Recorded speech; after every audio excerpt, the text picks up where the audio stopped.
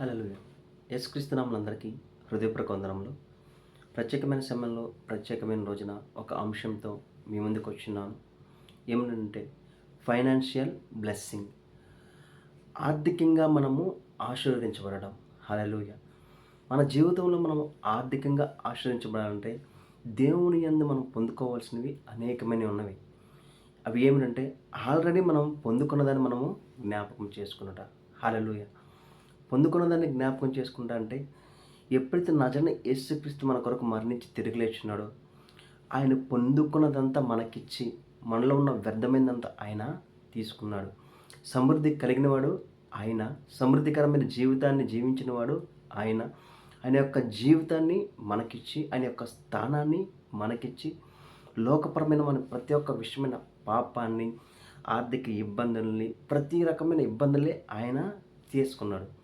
కాబట్టి మనం ఈరోజు కలిగి ఉన్నది ఏంటంటే క్రీస్తుని కలిగి ఉన్నాం. మనం ప్రతి విషయంలో సమృద్ధిని అనేది కలిగి ఉన్నాము. కాబట్టి ఆర్థికంగా కూడా మనము ఆశీర్వదించబడడానికి మనము అర్హులము. చూసినట్లయితే ఫస్ట్ పాయింట్ ఏంటంటే క్రమశిక్షణ. ఏంటంటే ఇప్పుడు మనం పాయింట్స్ వైజ్గా కొన్ని చూసుకున్నట్లయితే ఫస్ట్ క్రమశిక్షణ అండి. క్రమశిక్షణ అంటే మనం ఏం చేయాలంటే ఏ విషయంలో అయినా సరే దేవుని వద్ద నుండి మనము పొందుకొని చేయాలి. అంటే దేవునితో సమయాన్ని గడిపి ఆత్మ ద్వారా, పరిశుద్ధాత్మ ద్వారా నీకు వచ్చిన ఆలోచన బట్టి నీవు ముందుకెళ్ళాలి. ఆత్మను నింపుకొని ఎప్పుడైతే ఆ ఆత్మ ద్వారా వచ్చిన ఆలోచనలు నువ్వు ముందుకు వెళ్తావో నీకు విజయం అనేది కలుగుతుంది. చూద్దామా? సామెతలు 14వ అధ్యాయము 23వ వచనం చూసినట్లయితే ఏ కష్టము చేసినను లాభమే కలుగును.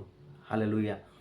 నువ్వు ప్రార్థించి దేవుని ద్వారా ముందుకు ఎప్పుడైతే వెళ్తావో ప్రతి విషయంలో నీకు లాభమే కలుగుతుంది. నష్టం అనేది కలగదు.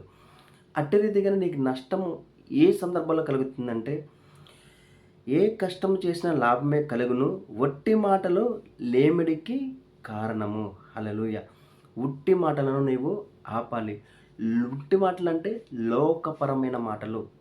అంటే చేసేద్దాం అయిపోతుంది అంటే నీ ఆలోచన బట్టి వచ్చేవి, నీ యొక్క లోకపరమైన ఆలోచన బట్టి వచ్చేవి, వాళ్ళు వీళ్ళు మాట్లాడడం ద్వారా వచ్చాయి, లోకపరమైన స్నేహితులు బంధువుల ద్వారా నువ్వు అంటే కొంతమంది నీకు ఆలోచన నీకు కలగజేస్తే వాటిని బట్టి నువ్వు ముందుకు వెళ్ళడం ద్వారా నీకు ఆ విషయాల్లో అనేది ఇబ్బంది కలుగుతుంది. నువ్వు దీవించవలసిన పరిస్థితిలో, నువ్వు ఆశీర్వదించవలసిన పరిస్థితిలో ఇబ్బంది పడుతున్నావంటే అది ఆత్మ ద్వారా నువ్వు ముందుకు వెళ్ళావా, దేవుని వద్ద సమయాన్ని గడిపి ఆ సమయంలో నువ్వు ముందుకు వెళ్ళావా, లేకపోతే నీకు నచ్చిన విధమైన నిర్ణయాన్ని తీసుకుని నువ్వు ముందుకు వెళ్ళావా అనే దాని మీద నీవు నిర్ణయించబడుతుంది. దేవుడు నీ జీవితంలో ప్రతి ఒక్క విషయంలో సమృద్ధిగానే ఇచ్చున్నాడు. కాబట్టి దేవుని ద్వారా నువ్వు ఎప్పుడైతే అడుగుతావో క్రమశిక్షణ కలిగి అంటే ఆత్మ నింపుకొని దేవునితో సమయాన్ని గడిపి ఎప్పుడైతే నువ్వు ముందుకు వెళతావో ప్రతి విషయంలో నీకు విజయం అనేది కలుగుతుంది. ప్రతి విషయంలో నీకు సమృద్ధి అనేది కలుగుతుంది. అట్టి రీతిగా చూసుకుంటే ఇంకా రెండవ పాయింట్ వచ్చేసి జ్ఞానము. హల్లెలూయా. ఫస్ట్ పాయింట్ క్రమశిక్షణ, రెండవ పాయింట్ జ్ఞానము. యాకోబు 1:5 చూసినట్లయితే మీలో ఎవనికైనా జ్ఞానము కొదువుగా ఉన్న ఎడల అతడు దేవుడిని అడగవలెను, అప్పుడు అతనికి అనుగ్రహించబడును. ఆయన ఎవనికి గద్దింపక అందరికిని ధారాళముగా దయచేయవాడు. హల్లెలూయా. నీకు ఏదైతే కావాలో, ఏ పరిస్థితుల్లో అయితే నువ్వు ముందుకు వెళ్తావో దేవుని వద్ద సమయాన్ని కలిగి, దేవుని వద్ద సమయాన్ని గడిపి నువ్వు ఎప్పుడైతే అడుగుతావో ప్రతి ఒక్కరికి దేవుడు సమృద్ధిగా ఇస్తాడండి. సమృద్ధికరమైన జ్ఞానం ఇస్తాడు. నువ్వు ఎప్పుడైతే దేవుని అడుగుతావో ఎవరు అడిగినా సరే నువ్వు దేవుని వద్ద సమయాన్ని గడిపి నీ పరిస్థితి ఏదైనా సరే, నువ్వు ఎక్కడ ఉన్నా సరే, ఏ సిచ్యువేషన్లో ఉన్నా సరే దేవుని వైపు చూసి నీ ఒక నిర్ణయంలో ముందుకు వెళ్ళాలనుకుంటున్నావో దేవుడు నీకు మంచి జ్ఞానాన్ని ఇస్తాడు.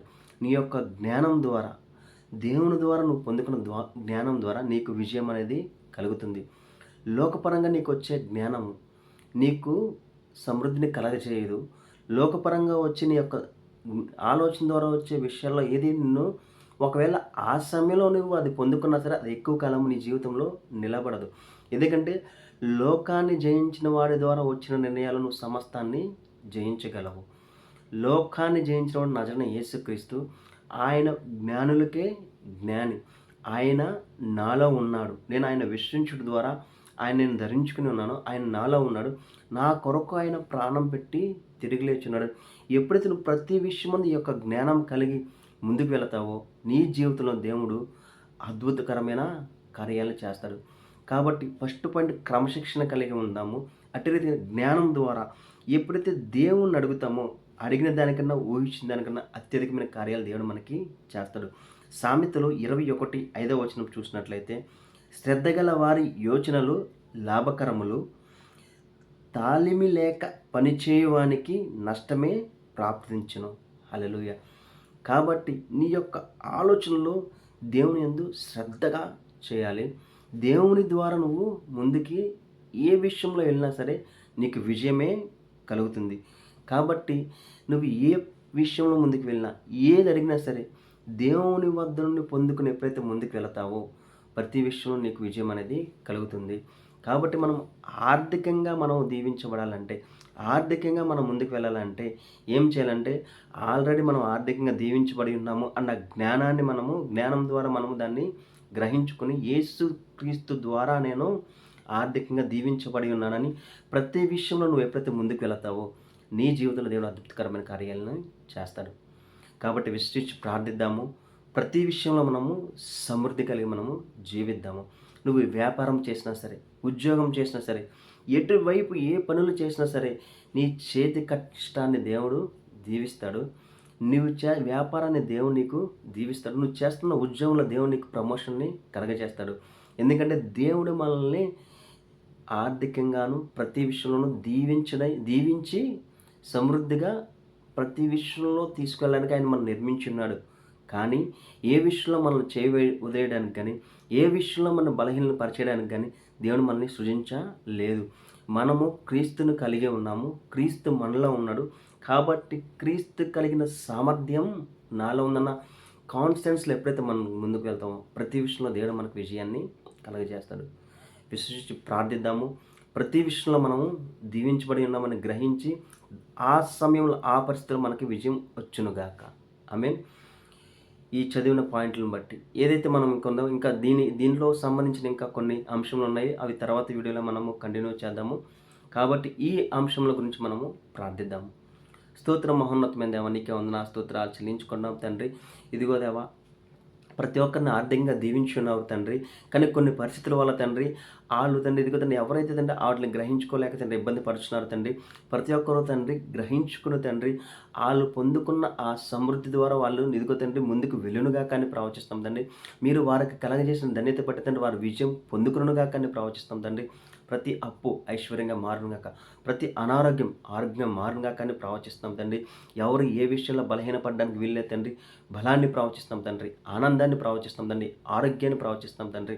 కావాల్సిన ప్రతి ఒక్కరికి కావాల్సిన ప్రతి ఒక్క సహాయాన్ని అందచేయమని నజరేయుడైన యేసుక్రీస్తు నామమున అడిగి వేడుకుంటున్నాం తండ్రి. ఆమేన్. అందరికీ హృదయపూర్వక వందనములు.